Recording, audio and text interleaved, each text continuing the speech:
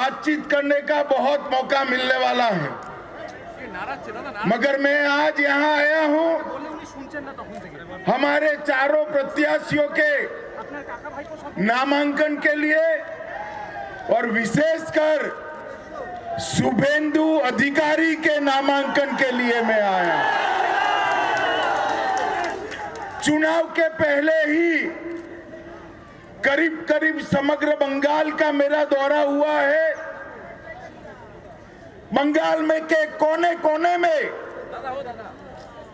कलकत्ता जाइए, दुर्गापुर जाइए, उत्तर बंगाल जाइए, हर जगह पे एक ही आवाज है, ये सरकार को बदल दो, ममता बनर्जी को बाय बाय टाटा कर दो। मैं आज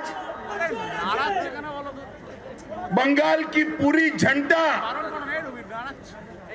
जो टोलबाजी से त्रस्त है, तृणमूल कांग्रेस की कार्यकर्ताओं की गुंडाई से त्रस्त है, महिलाओं की असुरक्षा से त्रस्त है,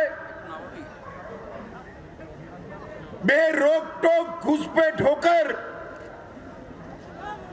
कांग्रेस की कार्यकर्ताओं की गुंडाई से त्रस्त है, महिलाओं की असुरक्षा से त्रस्त है, बेरोक टोक घुसपैठ होकर बंगाल की डेमोग्राफी चेंज हो रही है, इससे त्रस्त है। आए दिन बम धमाके, गोलीबारी से त्रस्त है, युवा बेरोजगारी से त्रस्त है और करप्शन का इतना रिकॉर्ड जो ममता जी ने बनाया है, इससे भी त्रस्त है।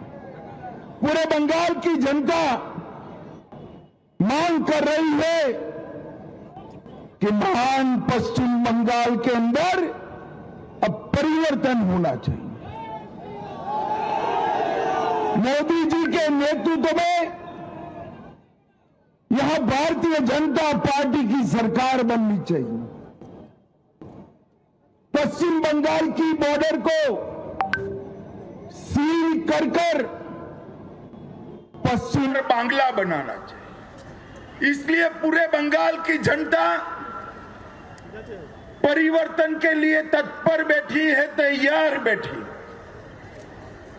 जहां जाते वहां कहते हैं 5 मई को भाजपा सरकार आने वाली है,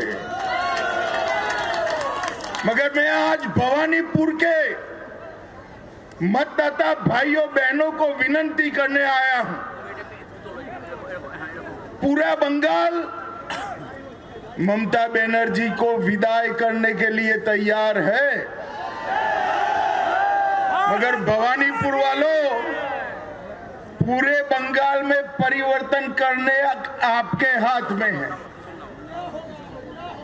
ऐसा है, एक एक सीट कर जीतेंगे, 170 सीट तक जाएंगे, तब परिवर्तन होगा, ठीक है ना? मगर मेरे पास एक शॉर्टकट है। अगर भवानीपुर वाले एक ही सीट जिता दे तो परिवर्तन अपने आप हो जाएगा। और शुभेंदु दा हमारे नंदीग्राम से लड़ना चाहते थे। मैंने शुभेंदु दा को कहा था कि सिर्फ नंदीग्राम नहीं, ममता के घर में जाकर उसको हराना। और इनका रिकॉर्ड है, गत चुनाव में ममता बंगाल में सरकार तो बना पाई थी, मगर ममता दीदी नंदीग्राम में शुभेंदु दा के सामने चुनाव हार गई थी। इस बार ममता जी पूरे बंगाल में भी हारेगी और भवानीपुर में भी हारेगी। आज सुबह कुछ पत्रकारों का फोन आया कि वातावरण तो बहुत अच्छा है, बंगाल की जनता चाहती है कि ममता बनर्जी चली जाए, तृणमूल के गुंडे जेल में जाए, भाजपा कार्यकर्ताओं की हत्या करने वाले को चुन चुन कर जेल में डालना चाहिए। तो मैंने बोला भाई तकलीफ क्या है? तो उन्होंने कहा टीएमसी के गुंडे वोट नहीं करने देंगे। मैंने कहा है इस बार कोई डरना मत, कोई गुंडे की औकात नहीं है जो बंगाल के वोटर्स को रोक। इस बार भय मुक्त होकर वोटिंग करना है और सिर्फ हराना नहीं है, टीएमसी को मूल समेत उखाड़ कर बंगाल की खाड़ी में फेंक देना है।